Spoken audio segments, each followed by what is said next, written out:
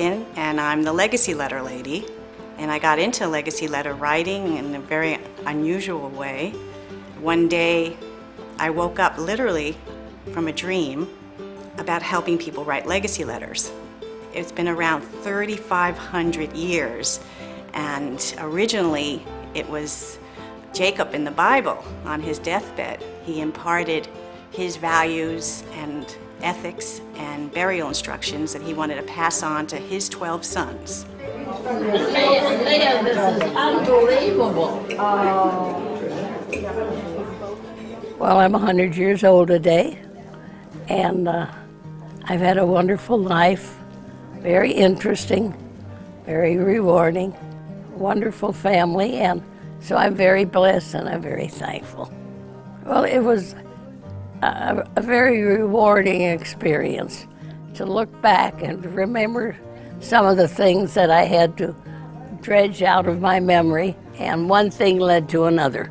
And I'm so thrilled to have the book and to pass it on to my children that they can share the memories with me. And so it's been very satisfying doing this. I started out interviewing people as if they were a source for an article. I would ask provocative questions about their life, their values, family stories, life lessons, and then I would comb through the interview on the transcript and craft a letter in their voice. And then all they had to do was edit it. So I would take the letter and then I would print it into a book with their favorite photographs and maybe historical letters from their family or family recipes, things like that, and create books that they could pass on as heirlooms to their children, grandchildren, great-grandchildren. Whenever you feel ungrounded and scared, remember Grandpa and know you too have the strength to swing into a more safe, a more solid footing. I learned about legacy letters from my daughter, and I immediately thought how good it was, because I like to write, but I never got around to actually putting down my stories. So when she came along and said she's going to be helping people do it, I grabbed the opportunity. Self-fulfilling experience, a wonderful experience, because it helped me bring back memories I thought were buried and in my unconscious, and I'd never remember at all. Something I really want our grandchildren to know about, and our great-grandchildren. I think the most satisfying part of doing this is observing the personal growth in people of any age going through this process. You know, there's that old horrible saying, you can't teach an old dog new tricks, and this really restrictive stereotypes about what older people are about. And when they get engaged in doing legacy letters, they start learning more about who they are and what's important to them, and clarifying their values, and perhaps even having a new sense of purpose in life as a result. And so, although there's a lot of messages in the media that aging is a time to disengage and let the young people take over, I see it as the opposite. I see it's a time to step forward for elders to become the elders of the tribe and to share their wisdom, and that wisdom is sacred, and give them a voice and help people. It's so satisfying seeing people go through this process who think they have nothing to say, and that nobody wants to hear what they have to say. And they go through this process of harvesting their own wisdom and realizing they have important things to share. And then when they share it, having that excitement that people appreciate the years that they've been on the earth and what they have learned. Well, my name is Dorothy Peleus. I married 3 days after I graduated from college. And so my whole adult life until 3 years ago, I was married. That was all I knew about being an adult. Now I'm learning a few other things, but I'm pretty far along for learning things like that. I think everyone has a different story to tell. For me, it made me realize I was even that I was luckier than I even thought I was. What I didn't expect was what I would learn and the things that I would recall. The class itself facilitates that process to help people finish the letter and share the letter, because none of us know what tomorrow is. And so we need to get it done. And there's an old saying that every time an older person goes to the grave without passing on their stories, it's like a library burning. My name is Sunshine Johnson. So I thought I'd like to write my story, but I'm not a good writer. My sister, Lucy, told me about this class and that she was going to go. So I joined the class, not really knowing what it was. I knew I had a very interesting background, and I wanted my children to know my history and where we came from. When I started Legacy Letters it was about January 2011. Before I did anything, I wrote my letter to my two children, my son and my daughter. And I loved the process, and I said, this is going to be really useful to other families. So it just reinforced the dream I had and saying I need to move forward and do this for other people. So I shared the letter with my children and started to start classes and starting to take on clients to do this. And just as I started implementing this new business, I was diagnosed with cancer. And I had to put everything on hold and go through chemo and recover. And the first thing I did when I finished my cancer treatment was the Cancer Center hired me to do a legacy letter writing workshop for fellow cancer patients and survivors. And that was almost 5 years ago. And I've been doing it every year, going to the cancer center that treated me and doing these workshops. And that sort of spurred the idea of doing workshops for people. So I continued after the cancer treatments. I was bald, I was tired, but the students in that class, my first student was a young woman who was pregnant with her future daughter, and she wrote a letter to her. And so if anyone out there thinks that, oh, I'm too young to do this, I say if you love someone and someone loves you and you have a pulse, you need to do this, of all ages. And you can always update it because of technology. But write that letter. And the unthinkable happened. I gave a letter to my 19-year-old daughter, and she never mentioned the letter, but our relationship started to get closer.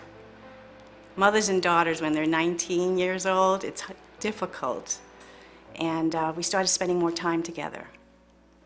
And then she died. I just want to show you a picture of her. This is my daughter. And in a million years, I never thought ever that she would die before me.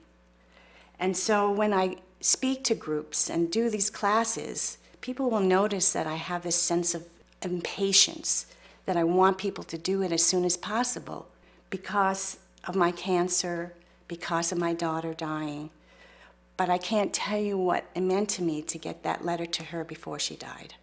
And so for any of you who have children, you need to write the letter today, because we don't know about tomorrow. I think my children and grandchildren got a feeling of what our family was like, what our values are, what's important to us, and how much loving each other meant. The more I tell my family, the more they want to know, and they're so glad to hear about things, especially about things that happened when they were children, and they don't remember, but I remember. This is a wonderful opportunity to make some stronger connections with your family and to really express the gratitude that we may take for granted. My name is Faith, and I'm a retired teacher. I am a wife, a mother, a grandmother, and I just had my first great-grandchild. When I had been thinking for a number of years about stories I wanted to pass down to my children and different feelings that became stronger in my heart as the older I've gotten. My mother passed when she was in her early 60s, and there were things that I wished I could have asked her. And I wanted to make sure that if that were to happen in our family, that I would have an opportunity to tell my children things that, you know, we all think we have forever, and it just isn't always that way. Caring about other people is extremely important, and that means not only giving, but also in how you treat people face to face. I do remember at a very young age hearing my mother say, and I'm sure I heard it more than once, "You catch more flies with honey than with vinegar." It's a good thing to remember when you're dealing with people. For people, this can be difficult, you know, going back to some of the sad and more challenging memories. The good news is that you decide what the content is in the letter. So you can have these memories and not necessarily address them in the letter. But the truth is, some of those difficult times in your life have the best life lessons. And so if you can dig a little deeper and find out what you learned and put it on paper, it's even more valuable. I think it's very important to pass history down through the generations so they can understand me, understand themselves, understand the future a little bit better. You know, I've done so many I can't even count, and every single one is unique as the person doing it. That's the beauty of this, is that it really gives you an opportunity to individualize your expression to your family and put whatever you want to put in there and make it look any way you want it to look. One of my students actually created a song, a legacy letter to her children that was a song. Put it down with Harrison Men by low, my baby. By low, my baby, baby, bye. By low, my baby. Goodbye, oh Grover, goodbye. Goodbye, oh Cleveland, goodbye. That was Grandpa's song. Using your imagination, your creativity in this process is very, very exciting too.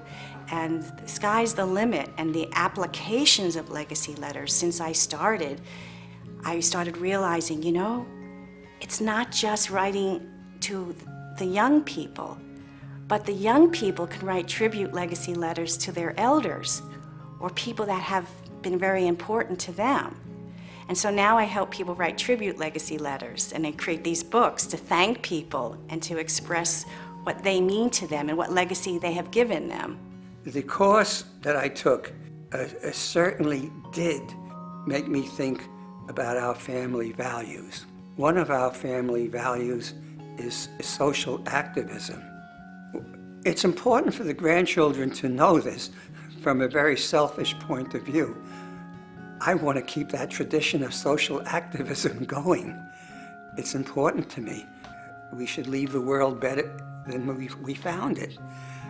Looking back on my life, it's been so satisfying knowing that we marched for civil rights, my wife and I, in the march in Washington, that I helped to create, in some part, the union in New York City for teachers. If anything, I wanted to continue. I wanted my family to continue doing that. But I think they would. I think it's in their genes. But they should know how it is in their genes and how it is part of our family tradition. My father was a Boy Scout, trustworthy, loyal, helpful, and those are the things I would pass on. The legacy letter teaches you to identify what values are important to you. How do you get this big glop of your life narrowed down to things that you can put on paper that if you were not to be on this world tomorrow, it would be important that you left it. So the overarching theme of legacy letters is whether you're doing it with families, whether you're doing it for friends, whether you're doing it for nonprofits or foundations or businesses, is that as a result of this whole process, you're garnering stronger relationships with people you care about. Was a sure bet for romance tonight, but it's perfectly clear between the TV and beer, I won't get so much as a kiss. And as I head for the door, I turn around to be sure. Did I shave my legs for this? Woo!